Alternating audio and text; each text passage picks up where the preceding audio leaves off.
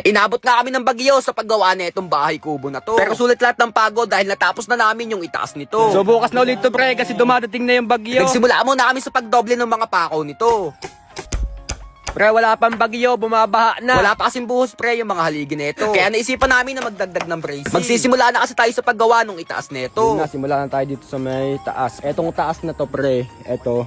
Gagawin natin ganito. Bali, hindi talaga kasama ito sa project natin. Talagang nagkataon lang siguro na napagkaisahan namin ito. Ito yung daan sa taas. Bali, una namin gagawin pre yung daan papunta sa itaas. Gagawa muna kami ng pattern na pagsasalpakan na itong kahoy. Pagkatapos, ile-level na natin.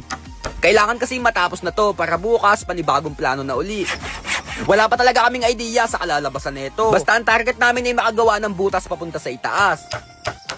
Maya-maya lang pagkalipas ng ilang minuto, eto na yung kinalabasan. Kung makikita nyo pre, napakalapit ng mabuo na. Talagang konting pihit na nga lang matatapos na yan. Bale, etong idea na to pre, nakuha lang namin to sa kulungan ng kalapati. Pinagsama-sama lang namin hanggang sa nabuo namin ito.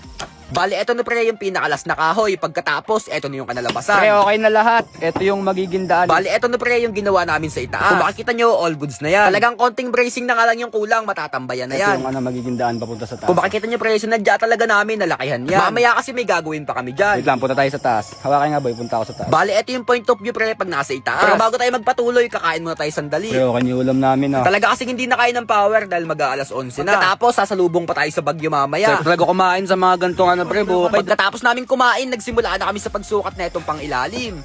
Bale, kailangan pre, maganda yung lapat ng mga kahoy. Ito kasi yung magbibigay ng tibay dito sa itaas. Kaya kailangan maganda talaga yung lapat nito. Ano nyo, atuunan nyo ha. Pataas ha, At pataas. sigurado maganda na naman ang magiging araw nyo. Dahil sagot ko na uli yung pan-deposit nyo. Basta sa pag-register nyo, wag nyo kakalimutan gamitin yung promo code natin na RJ. Pagkatapos mag-PM kayo sa akin pre, kasama yung Gcash number nyo, pati yung pangalan ng Gcash nyo ha. Pre, nagpaparamdam na si Boss Upong. Kasi ang dating daw ng bagyo, alauna daw ng madaling araw.